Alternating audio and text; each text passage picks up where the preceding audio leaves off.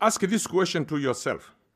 If Somalis are homogeneous, same culture, same language, same tradition, same whatnot, same everything, why are we so divided and so uncompromising, so irreconcilable for the past over 2 decades? Why? What is the difference? If we have everything same, what is the problem?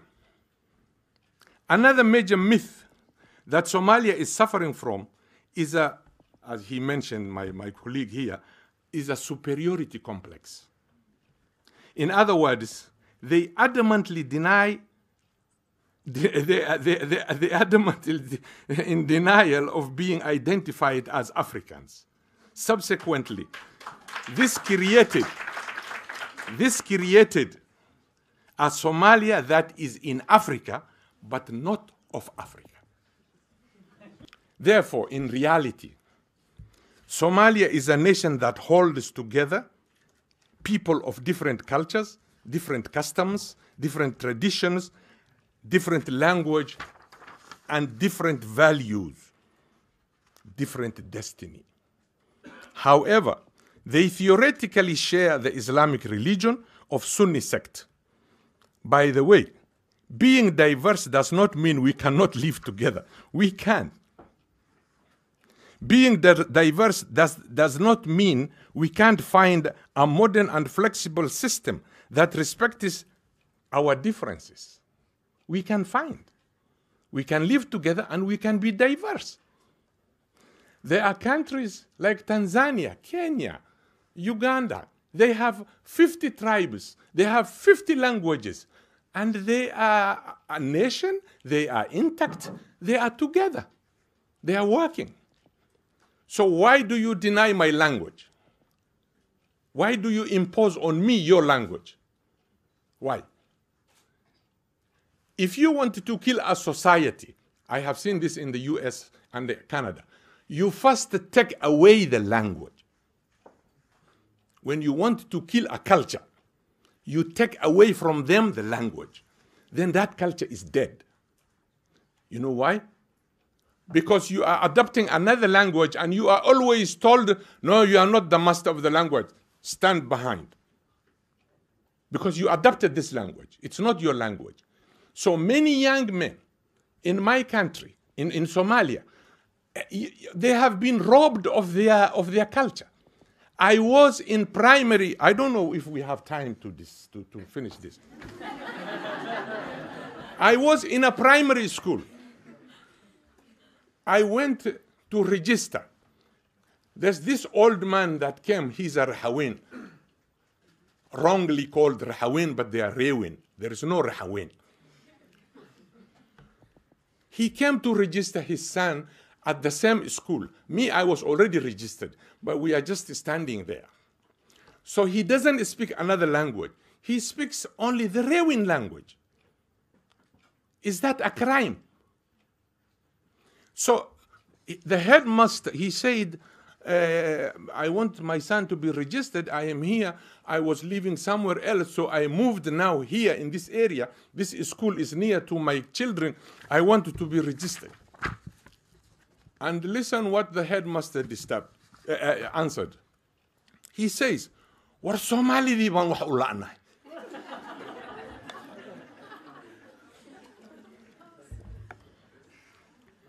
You're laughing now, but what does he feel, this young kid, at that age of 5, 6 years old? So if I tell you the historical background of what happened to me and what happened to my brother, which he all registered, his book is called Unearthing Apartheid in Somalia. You can't believe. When my brother graduated from primary, all the teachers, all the parents were invited there, and my brother was number 1 in the school. The headmaster was Ustad Abdullah. He was half Arab. And Ustad Abdullah, then children are given their certificate, they called their name, and the parents are there. My brother was called, and he went to get his certificate because he scored all 100. 100, 100, 100, 100. So the headmaster said, This is the kind of student we want. This is the kind of student who will help tomorrow the country, the whatnot and whatnot. And an old parent stood up and talked to the master and said, war hadda ma waxaadna leedahay caruurteen oo dhan ma addoonkaasaa ka badiyey.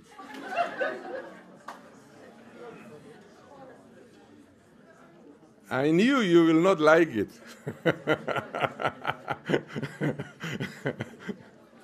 You see, my brother scored 100 in every point because I am a Bantu. My brother is a Bantu or a Jarer, whatever you want to call it locally. So a parent from the dominant clan Somali says, he told the headmaster, are you trying to tell us all of our children were defeated by this slave? Because we are considered a slave in Somalia. Not only we, every African Negroid-looking person, if your nose is big, if your hair is kinky, you are a slave. I don't know who owns me. I'm looking for my master, I don't see yet.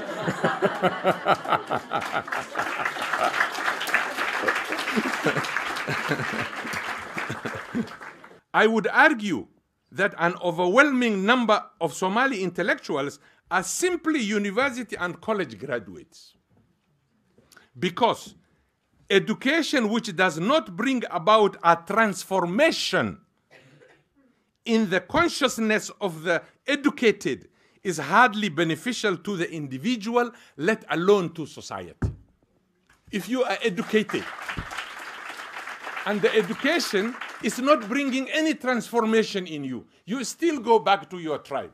You still go back to the nonsense of calling me, or Adon Batai, Bidda Batai, which I don't understand. You see, but like now I'm not called Adon because I'm a professor. Everybody knows there's a little resource around me. Everybody will come.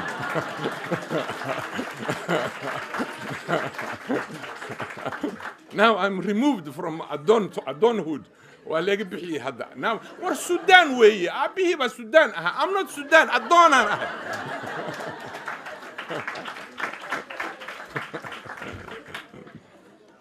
So therefore here I think the Chinese proverb I picked is very handy here, is useful. It says, to know and not to act is not to know. If you know something, you don't act on it, then you don't know it.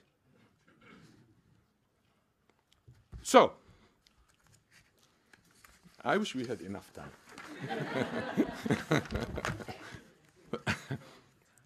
Now, this is where I come to the character, which I think Burhan, most of it he covered. I thank him.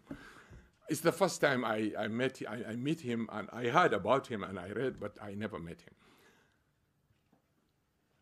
The character of a nomad or a pastoralist is to disdain agriculture.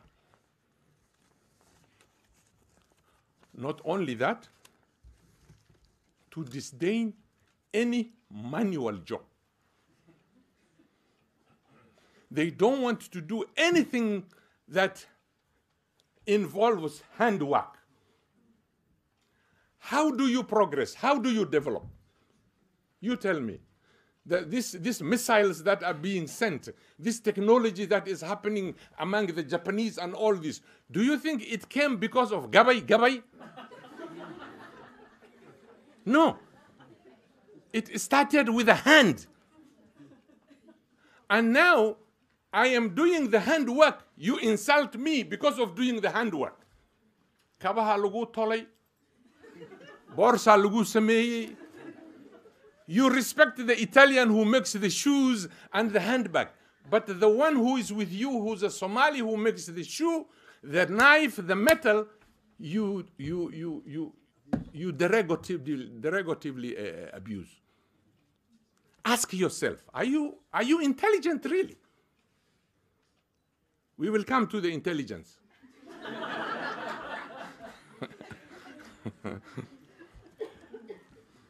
So we leave that one there. Now, Somalis fit in Africa. There's a book, there's an article we wrote in a book, me and my brother. It's called Who is an African? I removed a clause from that article which we published in that book. Somalis deny Africanity. They do not want to be identified as African. They want to be Arabs. And the Arabs are pushing them. There's a dilemma here. You see, there's identity crisis here now. I don't have identity crisis. I'm an African, and there are so many Africans in Africa. I don't have identity crisis. You can call me whatever you want. But I have identity. You do not have identity now because the Arabs have refused you. They are telling you, ya Abid.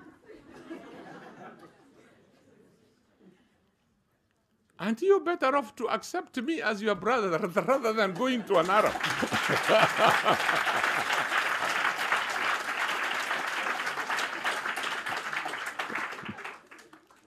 So, we called Somalis, in that article, Africanity by accident of geography. This group consists of those who happen to be in Africa without their wish to be there. Individuals who found themselves living in the continent by virtue of circumstances beyond their control. In other words, circumstantial Africans. Members of this group are not pleased to be identified with negritude or blackness, be it by value, ideology, culture, ethnicity, or any other quality except by the accident of being in Africa, of existing on the continent. So, the only time that a Somali nomad or a pastoralist, and I have nothing against nomads, the only time he or she will accept to be an African, or she or he may instantly turn around from Arab to Africa, is if she or he encounters discrimination of identity, denial from that group. And I have seen this in Egypt.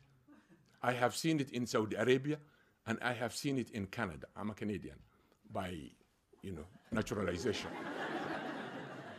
You see? So in Canada, they come to complain. I was teaching at York University in Canada. ورنا على عبودك يا قال أنا والله مثل كلا الصع. And I tell them, welcome to the real world.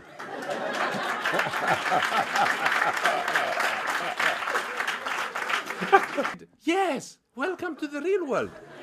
Because I have training for discrimination. You gave me. Back home, you gave me that training. To me, this piece of cake.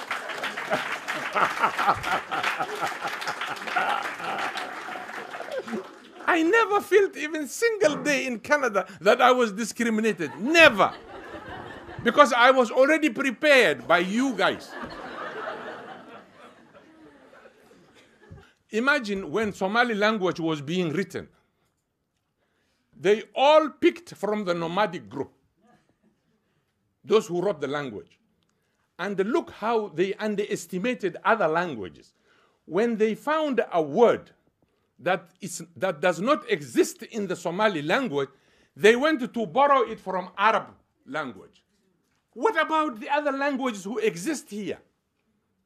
Maybe they have that word. Why don't you respect and borrow from them? I am hoping you guys are students and intellectuals towards intellectuality or academia. I hope you will change your way of thinking. Because if we continue this way, what is happening there, we are doomed. Believe me.